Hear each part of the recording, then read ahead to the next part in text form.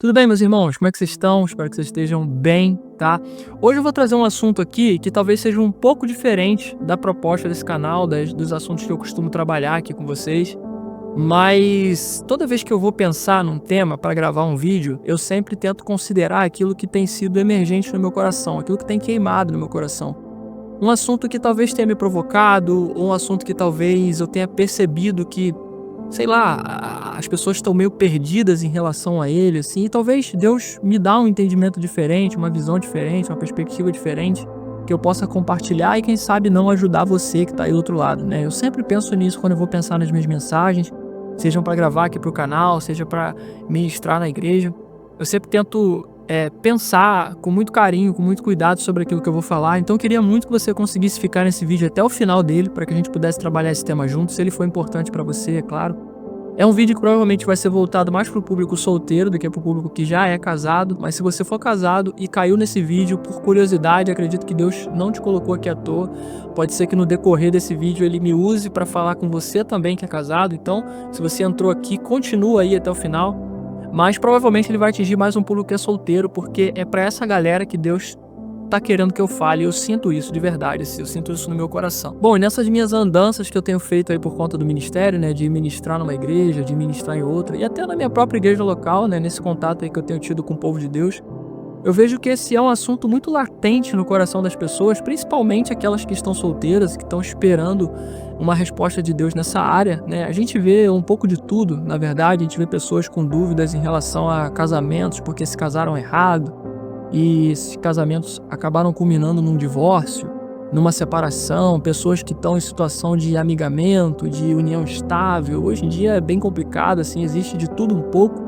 E esse vídeo aqui, obviamente, não é para julgar ninguém, não é para apontar o dedo para ninguém, mas é para trazer um esclarecimento bíblico sobre aquilo que Deus coloca no meu coração ao longo do tempo, tá? E talvez você esteja do outro lado, como eu falei, é um vídeo que provavelmente vai ser voltado para solteiro, mas talvez você seja casado, tá aí do outro lado, e você descubra ao longo desse vídeo que eu mesmo não sou casado. E você pode até apontar o dedo e dizer para mim assim: é muito fácil você falar do lugar que você não tem fala, já que você não é casado, já que você não convive com isso.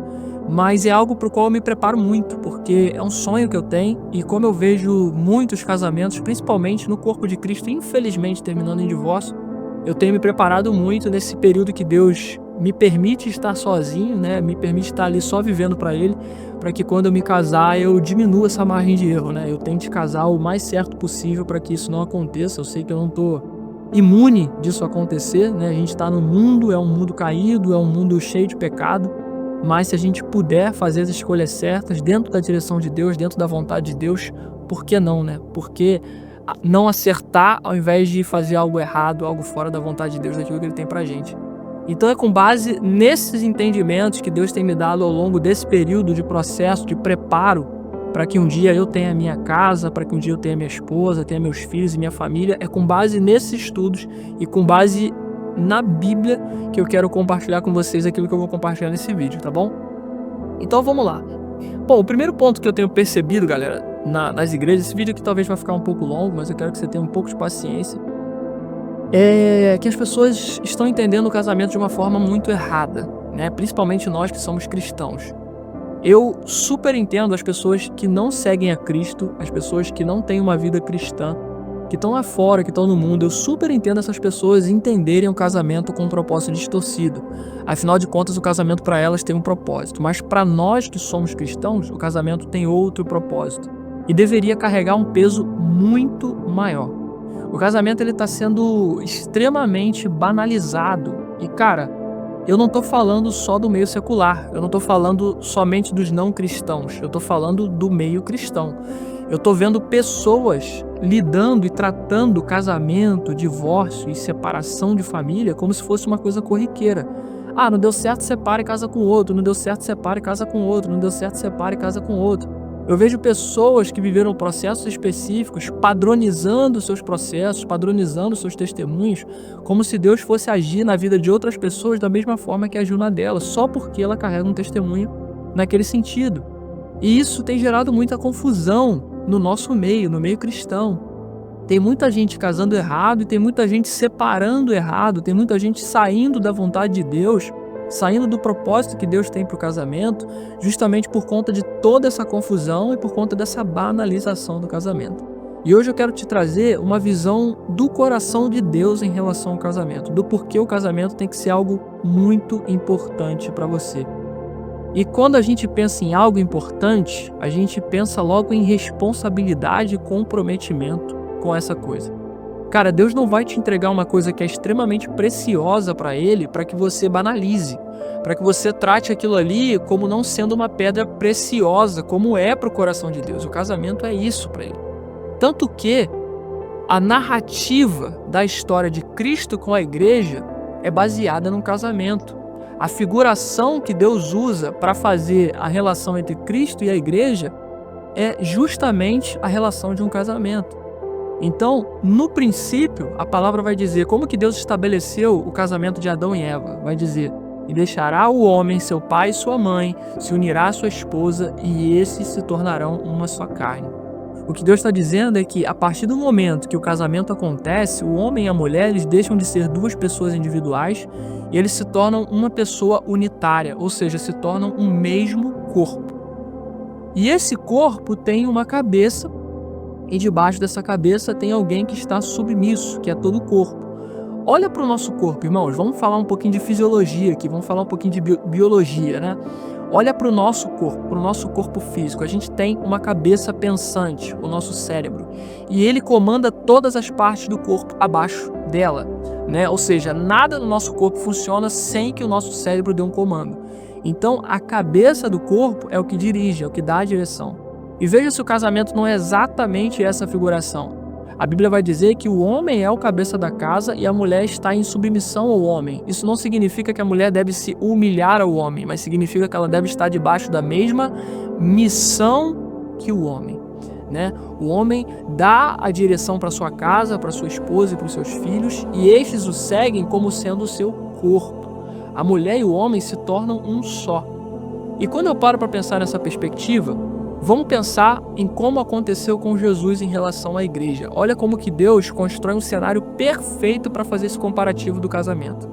A palavra vai dizer que deixará o homem seu pai e sua mãe. Seu pai e sua mãe aqui tem um significado de família. Ele está emblematizando uma família, seu pai e sua mãe. Ou seja, o seu núcleo familiar primário, onde você nasce. Quando você conhece a sua esposa, quando você conhece o seu marido, você vai deixar o seu núcleo familiar primário e vai criar o seu próprio núcleo familiar, que a partir de você vai descender os seus filhos, os seus netos e assim por diante. Tudo bem até aqui? Então, vamos raciocinar a partir desse ponto de vista. O que Jesus fez? Jesus estava com a família dele celeste no céu. Ele era Pai, Filho e Espírito Santo. Todos eram um. Eles eram uma família. Eles eram uma família unitária, homogênea, um só corpo. E o que Jesus decidiu fazer por ordem do Pai? Deixar a sua família no céu e vir para a terra se unir com a sua noiva. Em todo momento dos evangelhos, a palavra de Deus vai fazer esse comparativo como nós, sendo igreja de Cristo, também sendo a sua noiva. Então Cristo deixou seu pai e sua mãe, o seu núcleo familiar primário, e veio para a terra se unir com a sua noiva. E a partir desse momento, ele se torna uma só carne, ou um só corpo. E veja se não é isso que é instituído na igreja hoje. Nós, como igreja, somos o quê? O corpo de Cristo. E quem é o nosso cabeça? É Cristo. Então Cristo ele faz essa figuração, ele tem essa imagem de ser o marido, de ser o esposo, de ser o noivo, aquele que é o cabeça, aquele que dirige. E nós, enquanto igreja, somos o corpo. Os membros executores, aqueles que estão submissos a Cristo, ou seja, debaixo da mesma missão. Então Deus usa o casamento humano, o casamento terreno entre homem e mulher para figurar a relação de Cristo com a sua igreja. Cristo não veio apenas à terra para nos salvar dos nossos pecados e morrer por nós. Esse foi o plano principal, a reconciliação com o Pai, a reconstrução do relacionamento entre nós e Ele. Mas Ele também veio aqui passar por um processo de noivado. Ele veio aqui colocar um anel de noivado no dedo da sua noiva. A partir do momento que Cristo morre e é ressurreto e assunto aos céus, ele acaba de colocar um anel de noivado no dedo da sua igreja. A partir desse momento, passamos a ser noivas de Cristo. E a gente entende isso como a parábola que Cristo conta, a parábola das 10 virgens. né? E vai dizer que 5 delas eram prudentes e 5 delas não eram prudentes, eram imprudentes, né? E 5 delas estavam esperando o noivo com diligência, ou seja, com azeite extra nas suas candeias, enquanto as outras desistiram de esperar porque o noivo estava demorando muito e não levaram azeite extra. E vai dizer que quando o noivo chega, ele entra com as 5 que ainda tinha azeite na lamparina para mantê-las acesas, enquanto as outras ficam de fora. Então, o tempo inteiro, o evangelho, a palavra, a Bíblia está mostrando para a gente que o casamento é um simbolismo entre Cristo e a igreja. E esse é o ponto principal para Deus. O casamento, irmãos, ele não é só um meio de você suprir a sua carência. As pessoas têm entendido o casamento de um ponto de vista muito tipo, Deus colocou isso aqui na minha vida só para me suprir. Só para fazer com que um desejo meu seja sanado. Só para fazer com que eu tenha uma vida feliz e próspera, uma família de margarina com filhos lindos. Não, não, não, não, não. Deus quer que você seja feliz, sim. Deus quer que você tenha alegria, que você tenha gozo dentro da sua família, dentro da sua casa, que você case com uma pessoa que você ame e essa pessoa te ame de volta. Ele quer que você tenha, sim, seus filhos. Mas mais do que isso, ele tem um propósito eterno para sua família. Você e seu marido, você e sua esposa, vocês estão nesse relacionamento para se santificarem. Vocês têm que se ajudarem a chegar no céu. Esse é o propósito de Deus para o casamento. É assim como Cristo fez por nós. Cristo veio salvar a sua noiva. Marido, você tem que salvar a sua esposa. Esposa, você tem que salvar o seu marido. É para isso que você casa. Você não casa para suprir os seus desejos. Você casa para suprir os desejos de outro. Diferente do que a gente pensa, o casamento não é um lugar de vida. O casamento é um lugar de morte. Quando você entra no casamento, você tem que estar disposto a morrer para si e começar a viver para o outro. E à medida com que isso acontece, o outro tem que ser recíproco para que o casamento dê certo.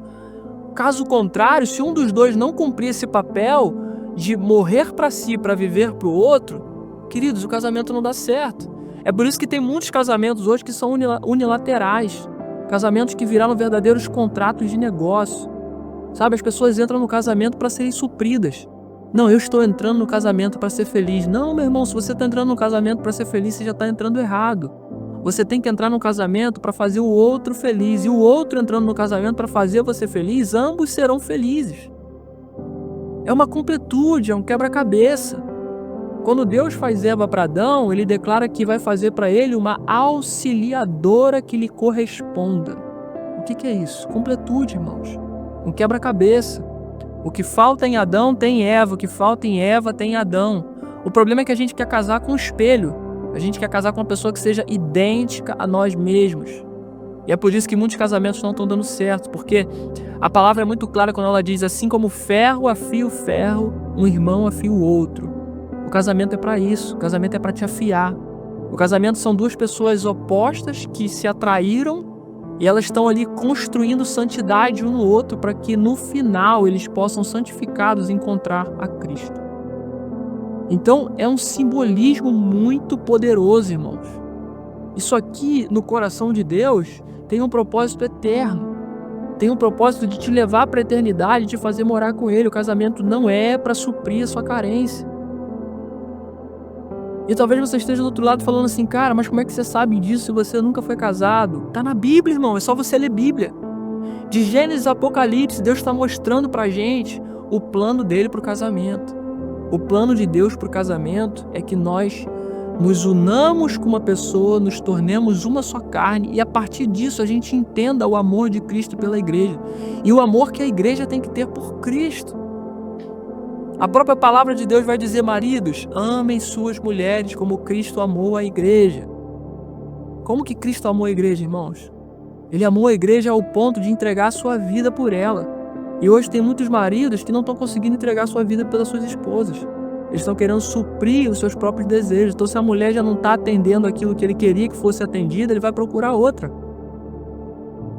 E ele fala, esposas, sejam submissas aos seus maridos, ou seja, estejam debaixo da mesma missão que o seu marido. Mas o feminismo tem conturbado isso, tem feito as pessoas entenderem isso de uma forma errada, como se a submissão fosse uma questão de humilhação, como se a mulher tivesse que ser pisada pelo marido. E não tem nada a ver com isso, irmãos. A submissão é estar debaixo da mesma direção que o seu marido. Seu marido sendo um sacerdote, um homem que ouve a Deus, ele recebe uma direção de Deus e você segue aquela direção. E você está ali para ser uma auxiliadora idônea. Alguém que lhe auxilie e lhe corresponda, alguém que lhe ajude, que lhe aponte o caminho. Sabe, o casamento é feito para isso. É para duas pessoas pecadoras se complementarem e se ajudarem a chegar ao céu. É para gerarem descendência para Deus. E aqui eu já vou entrar num ponto que é um ponto um pouco mais delicado, vai falar um pouquinho de divórcio, mas Malaquias capítulo 2, isso é tão importante porque Deus vai falar em Malaquias capítulo 2 que ele está fazendo aqui um julgamento, né? Só para a gente contextualizar antes de eu falar um pouquinho disso aqui. Mas ele está fazendo um julgamento aos levitas. Ele está falando que os levitas daquela época eles estavam cobrindo as suas esposas de violência. Eles estavam traindo as suas esposas. Eles estavam ferindo a aliança que tinham selado diante de Deus. E o próprio Deus declara: eu fui testemunha do seu casamento com a mulher da sua mocidade. E ele reafirma novamente o propósito do casamento de Gênesis 2. Deixará o homem seu pai e sua mãe, e se unirá à sua esposa. E gerarão filhos, ele fala em Malaquias 2. Filhos que sejam consagrados a mim, filhos que sejam puros. Ou seja, Deus quer que você estabeleça um casamento e que você gere frutos desse casamento através de filhos, para que esses filhos sejam consagrados a Deus, que eles possam ser uma geração santa, separada, uma geração escolhida, uma geração que vai ser usada por Deus nas próximas gerações. Só que a gente tem banalizado o casamento. A gente tem olhado para o casamento como se fosse uma coisa descartável, como se fosse uma coisa para suprir só uma necessidade. E aí a gente se apaixona pela primeira pessoa e a gente acha que tem que casar com aquela pessoa, mesmo Deus dizendo que não é a pessoa certa. A gente vai e passa por cima da vontade de Deus e casa errado, e depois dá tudo errado e a gente coloca a culpa na conta de Deus. O primeiro ponto é que Deus, ele não quer que você case errado. Então, antes de você casar, ele vai te dar todo o suporte que você precisa para você casar certo, irmão. Agora, você acredita que Deus escolhe a pessoa certa para você? Não, eu acredito que ele prepara você e ele prepara outra pessoa. E duas pessoas preparadas se encontram e essas pessoas casam. Eu acredito muito que a decisão é sua. Você escolhe com quem você quer casar. Mas Deus te aponta a direção se aquilo vai dar certo ou não, se tem a bênção dele ou não. Eu acredito que não existe uma pessoa apenas no mundo inteiro que é a pessoa certa para você casar. Eu acredito que existe a pessoa preparada que você encontrou e que está alinhada com o seu propósito e que Deus vai falar: tudo bem, você pode casar com essa pessoa, isso aí pode dar certo.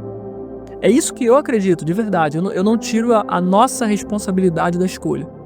Eu não acredito que Deus vai forçar a gente a casar com uma pessoa, por exemplo, que a gente não sente atração, que a gente não... Enfim, não tem o mínimo de vontade de estar com aquela pessoa, não tem uma amizade, não tem um interesse, não tem nada. Essa coisa de, não é só a beleza externa. Eu sei que não é isso, mas a gente tem que entender que a beleza é subjetiva, cada um vai enxergar a beleza de um jeito. Mas se você olha para uma pessoa e você não enxerga beleza nenhuma nela, significa que você não tem o mínimo de atração com essa pessoa. Como é que você vai ter química com essa pessoa? Como é que você vai casar com essa pessoa? Como é que você vai viver uma vida inteira com uma pessoa que você não tem o mínimo de química? Então eu não consigo acreditar nisso. De verdade, eu já vi pastores e pregadores contando testemunhos nesse sentido de o cara queria namorar uma pessoa linda, só que o que Deus tinha pra ele era uma outra pessoa que ele não gostava, que ele não tinha atração, e acabou que no final ele casou errado e depois ele separou e casou com aquela pessoa que ele não queria e não sei o que. Eu sinceramente não acredito nessas histórias. Eu não acredito que Deus te force a casar com uma pessoa pela qual você não tem o mínimo de química. Eu acredito sim que você tem a sua responsabilidade de escolha, mas Deus te dá todo o suporte para escolher certo. Ele te dá todo o suporte para você tomar qualquer direção na vida. Principalmente a segunda decisão mais importante da sua vida depois de escolher andar com Cristo, que é o casamento, irmãos. Essa é a pessoa com quem você vai caminhar a sua vida inteira, é a pessoa com quem você vai ter seus filhos, é a pessoa com quem você vai construir a sua vida. Se você casar errado, meu amigo, minha amiga, tá ruim. Então a gente tem que encarar esse ponto com a importância e com a relevância que ele tem. Então a primeira coisa, Deus não quer que você case errado, Ele vai te dar todo o suporte para que você case certo. E o segundo ponto, se você casou errado, Ele não quer que você se divorcie. Sinceramente, eu não consigo encontrar respaldo bíblico na Bíblia para isso, tá? Ele não quer que você se divorcie. Aí você vai falar: não, Glaucio, mas a Bíblia fala que Deus permitiu o divórcio. Sim, Deus permitiu. Permitir é diferente de querer. Eu posso muito querer uma coisa que eu não consiga fazer, que eu não consiga ter, porque isso depende de outras pessoas. Então, para que eu não gere um problema ainda maior, eu vou permitir que aconteça daquela forma. E foi isso que Deus fez. Por misericórdia do coração duro do povo, ele permitiu que o divórcio acontecesse. Por misericórdia das mulheres, principalmente. Porque Deuteronômio 24 é o respaldo que a gente tem através da lei mosaica, onde Moisés permite, através de um mandamento de Deus, que o homem desse para sua esposa uma carta de desquite, uma carta de liberação do casamento. Uma carta de divórcio, entre aspas. E quando você olha para isso, você vê uma proteção de Deus para com a mulher. Porque a mulher, se não tivesse aquela carta de divórcio, ela não poderia casar com outro homem. E a mulher naquela época, que não era casada, ela não tinha como subsistir, ela não tinha como sobreviver, ela não comia. Então tem muitas leis que a gente vê na Bíblia, leis rígidas e muito difíceis, que a gente olha e fala assim, cara, por que Deus fazia isso? Mas era só Deus tentando proteger o próprio povo do povo mesmo, sabe? Não sei se ficou claro, mas é Deus tentando proteger nós de nós mesmos. E essa questão do divórcio de Deuteronômio 24 é uma permissão que Deus fez justamente para proteger a mulher por conta da dureza do coração dos homens. Porque os homens queriam se divorciar por qualquer coisa. Ah, minha mulher não cozinha bem, divorcia. Minha mulher não varre a casa, divorcia. Minha mulher acordou com o cabelo pro alto, divorcia. Qualquer coisa era motivo. Conheci uma mulher mais bonita, uma mulher melhor, divorcia. E como que a mulher ficava naquela época? Completamente desamparada. Só que aí a gente vem para Mateus 19, e aí Jesus vai dar elucidação pra gente sobre esse caso de Deuteronômio 24. Vai dizer que os mestres da lei, quando encontram Jesus, perguntam para ele, Senhor, Senhor não, né? Mestre, né? Chamam Jesus de mestre. Mestre, então me explica aí. Vamos lá, querendo pegar Jesus, né, pela tangente, como eles sempre faziam, jogando uma armadilhazinha, uma ratoeira ali. Me explica aí, como é que funciona a questão do divórcio? O homem pode ou não pode se divorciar da sua mulher? E aí Jesus fala para eles, cara, no princípio, o que Deus instituiu? Antes da lei de Moisés, antes de Deuteronômio 24, o que Deus instituiu? Deixará o homem seu pai e sua mãe, se unirá à sua mulher, e esses se tornarão uma só carne. Essa é a vontade de Deus, irmãos. É a vontade primária, muito antes da lei mosaica, quando Deus instituiu a terra, instituiu o casamento, ele já liberou essa palavra. Você vai se unir à sua mulher e você vai se tornar uma só carne com ela. Essa é a vontade primária de Deus. O que Deus permitiu depois foi por proteção do povo, foi por misericórdia das mulheres que ficavam desamparadas. E aí eles falavam, e aí os mestres da lei indagaram Jesus novamente. Não, mas Moisés falou que podia separar. Não, calma aí, Moisés não falou que podia separar. Moisés permitiu a separação por conta da dureza dos vossos corações. Jesus fala isso em Mateus 19. Jesus fala isso em Marcos 10 também, se eu não me engano. E Jesus fala, mas eu, porém, vos digo, aquele que se separar da sua esposa e se unir a outra mulher, estará cometendo adultério. E a mulher divorciada que casar com outro homem também se colocará numa situação de adultério, e o homem que casar com ela também se torna adúltero. Então você entende a complicação do tanto de vidas que você afeta a partir de um divórcio, espiritualmente falando, da perspectiva e da visão de Deus? Cara, o divórcio não é o plano de Deus pra ninguém. E é por isso que antes de você casar, ele quer que você case certo. Porque depois que você casa errado, meu irmão, você tem que se manter nesse casamento. Aí você tem que dobrar muito o teu joelho, fazer muito jejum, subir muito monte, orar bastante para que Deus mude o teu cônjuge. Ah, Glaucio, mas eu vejo algumas situações hoje em dia nas igrejas em que Deus deu uma direção diferente, em que Deus mudou o quadro, em que Deus pegou uma situação de divórcio onde uma pessoa casou errado e por misericórdia daquela pessoa, ele permitiu que essa pessoa casasse com outra. Exatamente. Aí você falou a palavra certa, misericórdia. Por misericórdia, Deus pode mudar de ideia, desde que essa ideia não mude o caráter de Deus. Deus não vai mudar quem ele é. Ele sempre vai continuar sendo o Deus que odeia o divórcio. Ele fala isso em Malaquias 2,16. Eu, o Senhor, odeio o divórcio. E o divórcio que ele está dizendo aqui, no original, é a palavra repúdio. Ou seja, é o homem que manda a sua mulher embora sem dar a carta de divórcio. Isso é o que o texto original vai dizer em hebraico. Acho que é hebraico ou aramaico, eu não sei, mas o texto original vai dizer repúdio. Eu odeio o homem que lança sua mulher fora sem lhe dar uma carta, sem lhe dar uma condição de subsistência. E é por isso que ele fala, vocês estão cobrindo as suas esposas de violência. Você entende que o que Deus permitia no passado era para proteger as mulheres, irmãos? era uma proteção. O plano de Deus nunca foi o divórcio. E hoje tem pessoas pregando o divórcio como se fosse uma regra, mas na verdade o divórcio sempre foi a exceção da exceção da exceção. Então o primeiro ponto que a gente tem que entender sobre o casamento é que, cara, o propósito de Deus para o casamento é emblematizar a relação entre Cristo e a igreja. E é um plano eterno. Não é um plano só para essa era, irmão. Não é uma coisa só para suprir a nossa carência, para suprir o nosso coração quebrado. Deus não tem compromisso só com a tua vida sexual, irmãos, com os teus desejos. Não, Senhor, mas eu tô à flor da pele, eu tô subindo pelas paredes. O problema é seu. O problema é seu. O casamento não é para isso. Se é para isso que você quer casar, não casa, porque você vai estar casando errado. Se você quer casar para suprir só um desejo sexual, eu sinto te dizer, você vai casar errado e esse casamento vai dar problema. Primeiro você tem que tratar essa tua carência.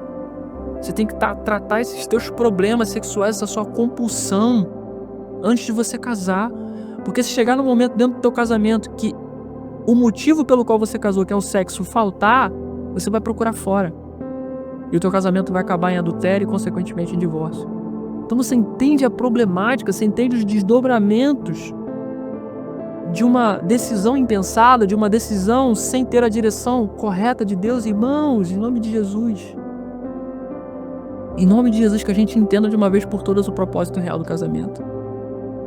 E entenda esse ponto, Deus não quer que você case errado, e por isso Ele vai te dar todo o suporte para que você case certo. Se Ele não te deu aval para casar com a pessoa X, Y, Z, porque não é a pessoa que Ele tem para você. Então espera, aguarda, em algum momento você vai olhar para alguém, vai escolher alguém, essa pessoa vai te escolher e Deus vai abençoar essa união, porque Ele sabe que aquilo ali tem um propósito eterno para a tua vida e para a vida daquela pessoa. Ele sabe que esse casamento vai glorificar o nome dele, esse casamento vai emblematizar a relação de Cristo com a igreja. É isso que Ele quer que as pessoas olhem para o teu casamento na terra e eles vejam o zelo de Cristo pela igreja. Eles querem ver um marido que está disposto a dar sua vida pela esposa. Eles querem ver uma esposa que está disposta a estar debaixo da mesma missão que o marido, independente da direção que o marido der. E é claro que essa esposa tem que estar submissa ao marido se esse marido for um sacerdote. Tem esse ponto. Porque tem maridos que não ouvem a Deus e quer que a mulher seja submissa a ele. Quando na verdade é só a mulher que está buscando a Deus. Às vezes a mulher escuta mais a Deus do que o próprio marido, porque é um cabeça dura. É um cara que não entra na presença de Deus, é um cara que não quer pagar o preço. A igreja tá assim, ó. Você entra nas igrejas, tá assim de mulher. E os maridos estão tudo em casa assistindo o jogo do Flamengo. Porque o time de futebol é mais importante do que Deus. Então, maridos, se você está assistindo isso aqui, se você for homem, se você ainda não casou, entenda, você é o sacerdote da tua casa. Você tem o papel de buscar a Deus pela sua família. É para você que Deus quer dar a direção. Lá no jardim, não foi para a mulher que Deus deu a direção de que não era para comer do fruto. Foi para o homem. O homem tinha que ter passado essa direção para a mulher. E provavelmente ele deve ter passado. Só que, olha como que a história termina. Vai dizer que a mulher é tentada pela serpente, ela toma do fruto, ela come do fruto e ela dá do fruto para o seu marido. Ô, meu querido, pelo amor de Deus. Pelo amor de Deus. Adão foi o primeiro sacerdote falho na terra. E Deus deixa isso como exemplo para que nós não sejamos assim. Se a direção tem que vir para você, é você que tem que dirigir a tua casa, irmão. É você que tem que apontar o caminho para sua esposa. E eu tenho muita convicção disso do que eu estou falando aqui, irmãos. De verdade, eu tenho muita convicção de que se Adão se posiciona como sacerdote, se Adão se coloca na brecha pela sua família, pelo erro da sua esposa, e ele pede perdão a Deus de forma sincera, Deus teria perdoado. Só que ao invés de fazer isso, ele não só cai no mesmo pecado que a esposa, um pecado que ele recebeu a direção, como depois disso, ele ainda tem uma atitude de moleque e coloca a culpa na esposa. A mulher que tu me deste, melhor, ele não coloca nem a culpa na esposa, ele coloca a culpa em Deus. A mulher que tu me deste. E é uma sucessão de pessoas colocando culpa nas outras. E vê se a gente não faz isso. A gente casa errado e coloca a culpa no marido que a gente escolheu, na esposa que a gente escolheu. Eu casei errado, mas a culpa é dele. Eu casei errado, mas a culpa é dela. Não, você escolheu, a decisão foi tua, meu Deus. Então, por favor, maridos, entendam. Você tem o papel de ser sacerdote da tua casa. Ah, mas eu já sou provedor, eu já sou protetor, eu já faço isso, eu já faço aquilo, eu tenho muita responsabilidade, eu isso, aqui. Irmão, não interessa o que você faz. Você pode fazer milhões de coisas pela tua família.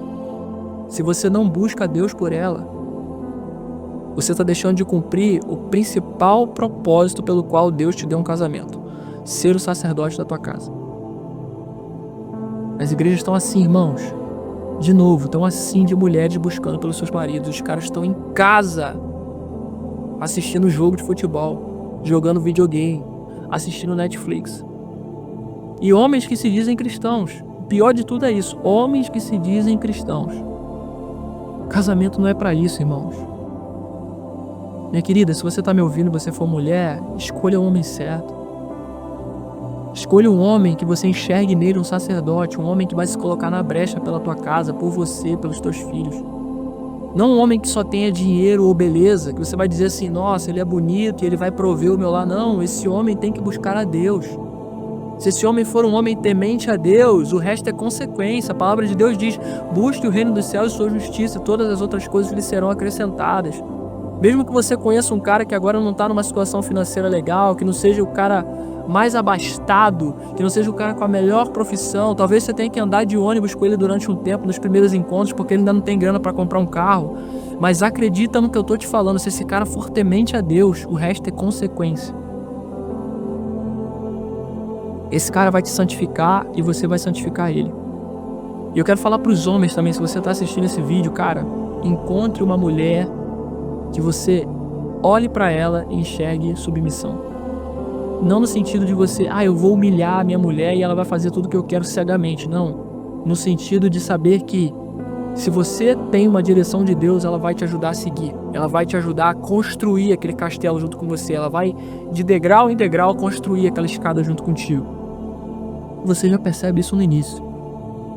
Então vamos lá, Deus quer que você case certo, Ele vai te dar todos os indícios para isso. E segundo, depois que você casou, Deus não quer que você separe. É por isso que Ele quer que você case certo, para que não acabe em divórcio, para que o seu casamento seja duradouro, feliz e eterno. A palavra vai dizer que na eternidade ninguém se casa nem se dá em casamento. Lá ninguém vai ser casado, mas o propósito do casamento é eterno, porque o propósito do casamento é santificação de ambos, marido e mulher, um santificando o outro mutuamente. Esse é o propósito do casamento. O casamento não foi feito para separar, irmãos. Não foi feito para separar. Paulo vai dizer em 1 Coríntios 7, versículo 39, se eu não me engano, a mulher está ligada ao seu marido até que este morra. Até que este morra. O casamento só é diluído com a morte de um dos cônjuges. Glaucio, mas existem as exceções. Existem, na Bíblia tem várias exceções. Tem as filhas de Zelofeade, que não tinham direito a nada por serem mulheres, mas pelo fato do seu pai ter morrido e elas não terem outros parentes que pudessem sustentá-las, Deus abriu uma exceção para protegê-las. Por misericórdia, Deus deu a herança do pai para as filhas. Isso não era usual, quem recebia a herança dos pais eram os filhos homens, e eles sustentavam suas irmãs. Mas pelo fato de elas não terem outros parentes que pudessem sustentá-las, elas requereram a Deus e Deus abriu uma exceção para elas. A Bíblia está cheia de exceções de misericórdia. A Bíblia tem várias exceções de misericórdia. Tem vários momentos que Deus usa o termo arrepende-me. Mas esse arrependimento de Deus não é um arrependimento de, cara, eu criei um princípio e agora eu quero quebrá-lo porque eu acho que ele não faz mais sentido. Deus não é homem para que se arrependa, nem filho do homem para que volte atrás daquilo que já decidiu. O arrependimento de Deus é uma situação em que Deus, a partir de uma decisão nossa, ele muda a rota daquilo que ele já tinha decidido. E geralmente é uma rota ou de juízo ou de misericórdia. Então se ele estabelece uma bênção sobre a nossa vida, mas a gente vira as costas para ele, ele muda a rota para juízo. Como aconteceu em Gênesis, no caso de Noé. Por se multiplicar muito a iniquidade, o que Deus fez? Escolheu Noé, levantou Noé, deu 120 anos para que Noé pregasse para aquele povo, ninguém se converteu e Deus dizimou todo mundo. Ou seja, Deus criou a terra. Só que pelo fato do coração do homem ter se inclinado tanto para a maldade, ele teve que mudar. E da mesma forma a gente vê Deus mudando por conta da misericórdia. Como fez com Zelofeade, como fez com o rei Ezequias. Estabeleceu uma sentença de morte, falou, prepara a tua casa que você vai morrer. E o rei orou, chorou, se arrependeu, se humilhou diante de Deus e Deus mudou a sentença. Vou te dar mais 15 anos de vida. Por misericórdia ou por juízo, Deus pode mudar de ideia, mas isso é com base na atitude do homem. Essa é a exceção, irmãos, essa não é a regra. Então, com base nisso, você vê um vídeo que vai ficar extremamente longo.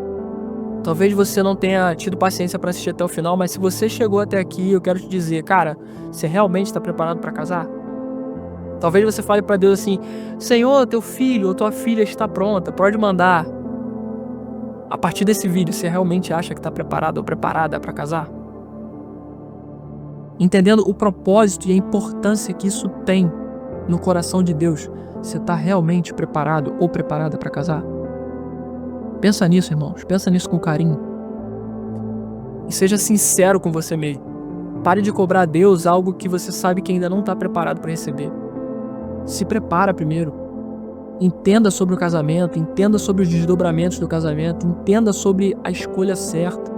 Ouça a voz de Deus, busque se relacionar com Ele, para que Ele te mostre o caminho, para que Ele te ajude a decidir com clareza e com certeza, para que quando você casar, você case com a pessoa certa, para que você tenha uma família frutífera, uma família com um propósito eterno. Mulheres, casem-se com sacerdotes. Homens, casem-se com mulheres de Deus, mulheres que vão estar debaixo da mesma missão que você. Preparem-se, aproveite esse momento de solteirice e preparem-se.